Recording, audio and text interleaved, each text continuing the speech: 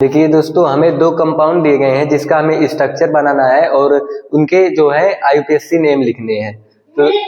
तो देखिए यहाँ पर हमें दो कार्बन गिवन है।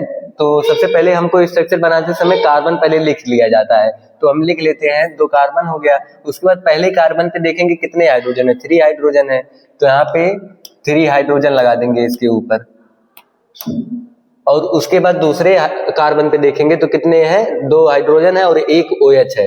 तो यहाँ पर 2 हाइड्रोजन लगा देंगे और 1 OH लगा देंगे। उसके बाद देखेंगे हम कि मतलब कितने अब बच रहे हैं, कितने कार्बन बैलेंस करने में। तो देखेंगे बीच में 1 नहीं है, तो उसके बाद यहाँ पर 1 लगा। अब देखेंगे अब पूरा हो गया होगा इसका स्ट्रक्चर। और इसका नेमिंग करते समय देखेंगे अगर दो कार्बन गिवन है तो ये हो जाएगा H हो जाएगा। और इसमें देखिए सिंगल बॉन्ड है तो ये एन हो जाएगा। उसके बाद जो OH लगा है तो उसे ऑल कहते हैं, तो इसका नाम जो हो जाएगा वो एथनॉल हो जाएगा। देखिए इसका वो जो नाम हो जाएगा एथनॉल हो जाएगा।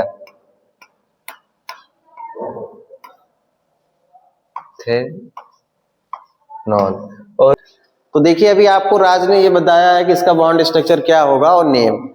अब यहाँ पे SCHO गिवन है। देखिए क्या बनाना है, कुछ करना नहीं है, बस जितनी जिसकी बैलेंसी उतने ही बॉन्ड बनाने होते हैं।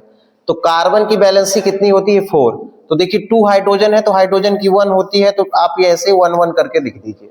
अब देखिए कितनी बैलेंसी कम हो रही है, कार्बन की 4 होती है, 2 हमने कंप्लीट कर दिया, 2 जो है नहीं है। तो ऑक्सीजन भी एक गिवन है, तो ऑक्सीजन की बैलेंसी 2 होती है, तो कार्बन ऑक्सीजन के बीच डबल बॉन्ड लगा दीजिए। तो ये बन गया SCHO का बॉन्ड स्ट्रक्चर। अब आपको इसका नेमिंग करना है। तो देखिए 1 कार्बन है तो उसे हम लोग क्या बोलते हैं, मेथ। कार्बन हाइड्रोजन के बीच आप देख रहे हैं सिंगल बॉन्ड है, तो क्या हो गया, एन। अब आप यहाँ देखिए कि CHO भी आपको दिख रहा है, ये फंक्शनल ग्रुप है, तो इसके लिए हम लोग लिखते हैं अल। तो जब हम एक साथ इसका नेम करेंगे तो हो जाएगा मेथेनल।